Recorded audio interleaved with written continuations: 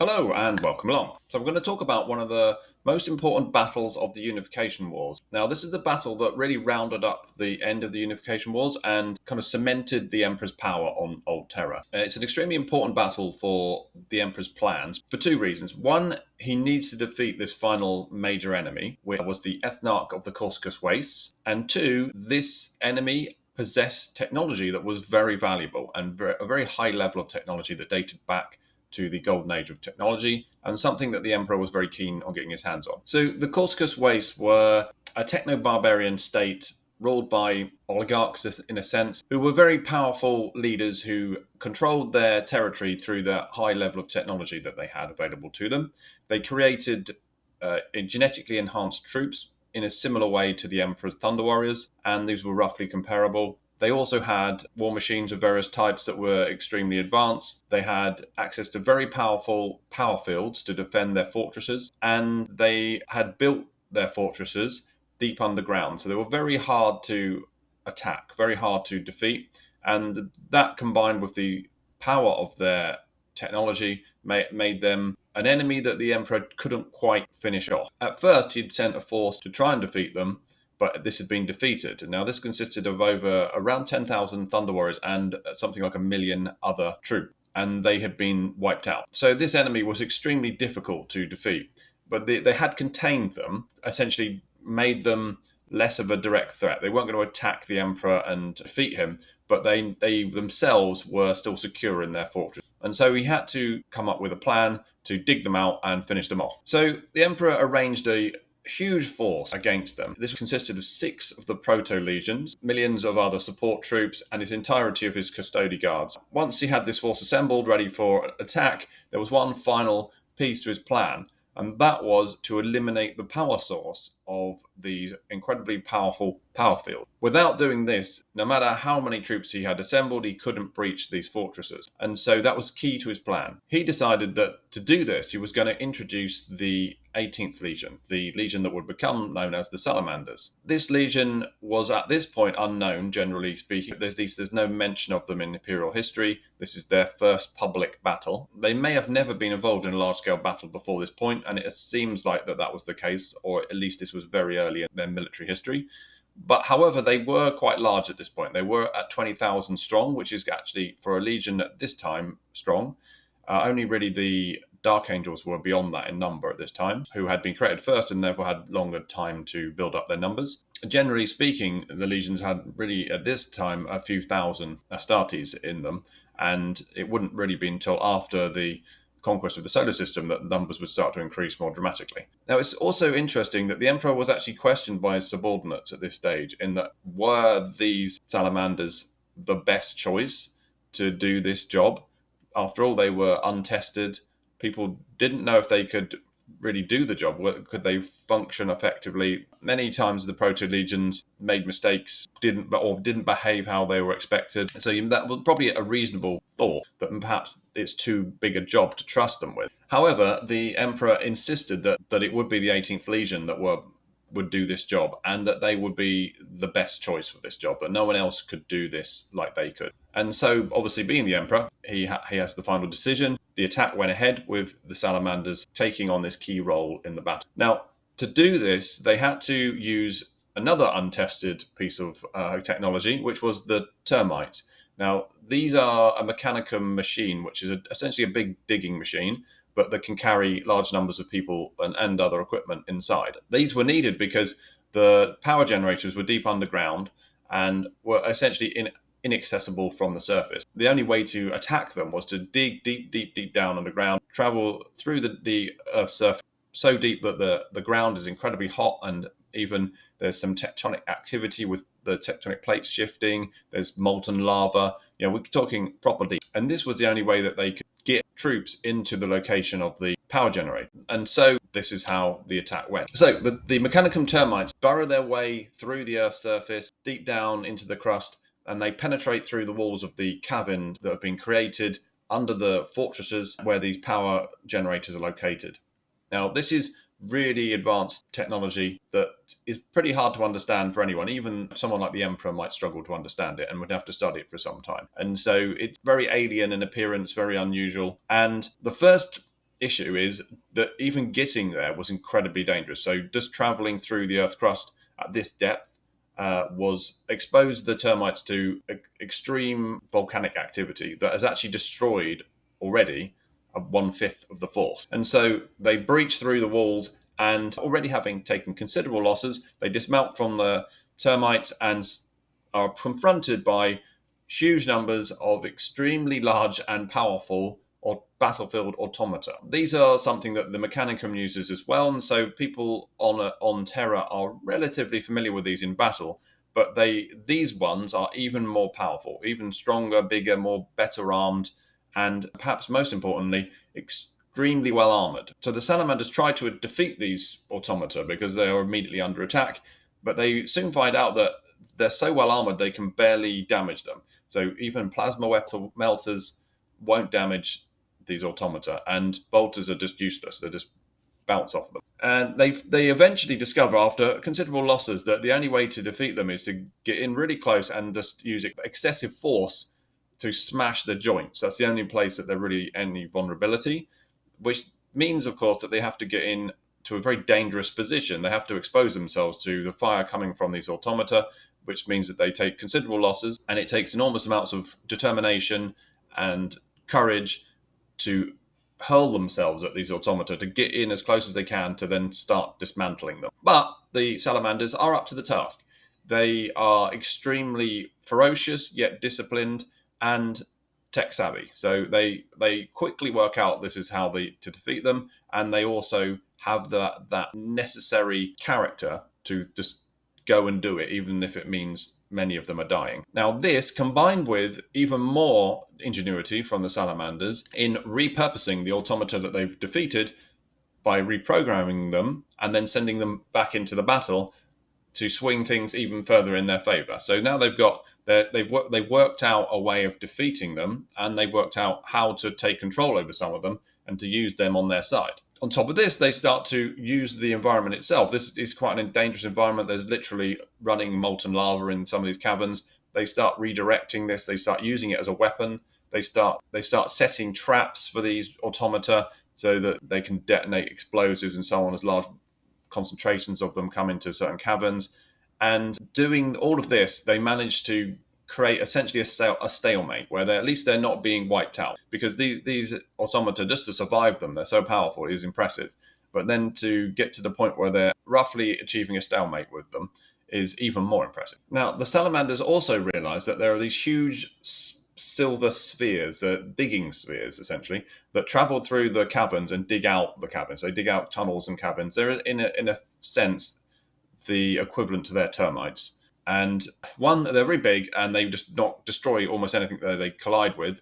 So they are dangerous. You have to avoid them. But two, they're being controlled along with the automata by some central intelligence, some sort of an AI of some sort. And that's coordinating all of the robotic constructs in the caverns to attack the salamanders. And they're damaging their termites so they can't retreat. They are attacking the salamanders themselves directly, and they are well coordinated, and there's obviously not mindlessly attacking anything it sees. There's a strategy behind what they're doing. And even worse than this AI seems to be able to constantly replenish the supply of automata. So it's basically printing them off and sending them from some unknown location up to these other caverns where the salamanders are battling for their lives to defeat these automata and spheres and eventually destroy the power generators. And they just keep getting more coming at them. So they realize they can't do this forever. They're going to lose if they just keep on like this. They'll just be worn down through attrition. And so they decide, well, we're going to have to make one final direct assault on this power generator, knock it out, and that'll at least take down all these power fields that are protecting the fortress up above, and then the Emperor can launch his main attack. Now they realize that to do this will be essentially a suicide mission. And they also realize that the best way for it to be successful is to launch some kind of diversionary attacks to draw away at least some of the attention of this AI from that location. So they have to split their force into two, the remaining force, which is quite low at this point already. And they decide that the only way to do this is to draw lots to decide who goes on this suicide attack. Now, this is not because they don't want to do it. It's the opposite. It's because everybody says, I want to go on the suicide attack. And no one wants to do the diversionary attack, where there's at least a small chance of survival. And so the officers have to decide that, okay, we'll just draw lots, and whoever picks the short straw will go on this attack. And so they do this. They assemble the two forces. So they begin the diversionary attacks around the periphery, drawing the AI's forces to various locations away from the central core, and then they launch their suicidal attack on this central cavern where the most significant power core node they found is located. And they battle their way through. They're selling their lives, one step at a time, losing more and more of them, but they are making progress. And eventually they look like they're going to get to the point of being able to destroy this power generator when this massive, monstrous robotic creature emerges from the depths. It's so huge that it said it could engulf a titan in its arms. So it's an enormous, monstrous mechanical creature that is too powerful for the Astartes to be able to cope with. So powerful that there's no question that they can damage it in any way. And so it looks like they're going to be defeated when suddenly, smashing through the cavern wall, comes one of these giant digging spheres, which has either randomly malfunctioned and fortunately driven itself into the side of this massive mechanical creature and wiped it out, or more probably was reprogrammed by some of the salamanders who were on the diversionary attack, who managed to acquire it in some way. Probably it was damaged in the fighting. They were able to board it and then reprogram it, take control, and they've used it as a weapon to destroy this massive last obstacle to the success of the mission.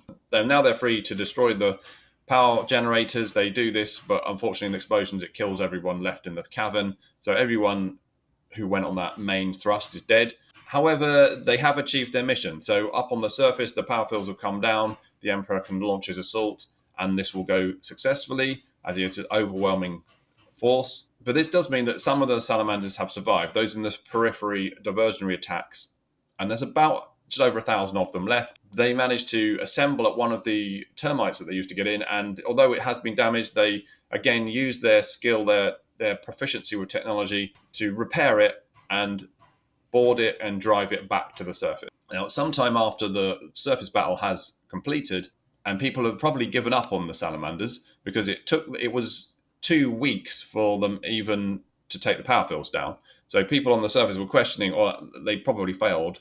And it was only the Emperor's deep-seated faith in their success, which he seemed to have unquestionable faith in their success all the time, that kept them waiting. And so 2 weeks later, the power fields come down, and they're like, well, okay, obviously they've succeeded. But then after that, no one really expects anyone to come out.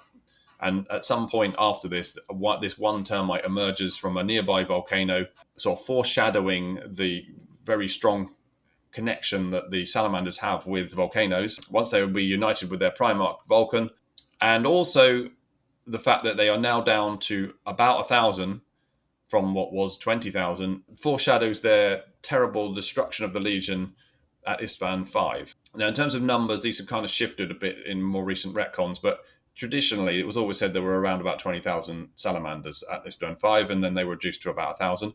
And this has changed, I think, but I don't really like that change, so I'm just going to ignore it. But in this battle, exactly the same thing happens. There's about 20,000 of them. They're reduced to about 1,000. And there's a recurring theme in the Salamander's history of making great sacrifice and taking enormous suffering for duty. And duty is very, very key to the Salamanders. Now, I'm going to do a separate video on the Salamanders before they met Vulcan, because as I've done with many of the other legions, so I won't go too much into their character here. But this event, this whole battle, really does set them up for the tone of what the Legion will be in the future and the various events that will occur in their history. So the Salamanders have emerged, and obviously this is an incredible victory, something that was practically impossible. They have achieved it, and that's even just based on what people assumed they might confront. What they actually confronted was even beyond that, beyond all expectations, and practically unbelievable. In fact, so unbelievable, the only reason the people on the surface believed what the salamanders who survived told them had happened was because they had collaborating evidence. It's because they had video evidence, essentially, and sensor readings and so on, that could tell them that, actually, no, this is what we faced down there and this is what we did. Because it's weirdly, the salamanders, no matter, even though they had completed this incredible, impossible mission that was so critical to the future of the early Imperium, people were very suspicious of the salamanders. They didn't like them. They were always treated with unreasonable suspicion, I would say. And partly this is because they were one of the legions that were raised very secretively and separately by the Emperor, along with the Space Wolves and the Alpha Legion.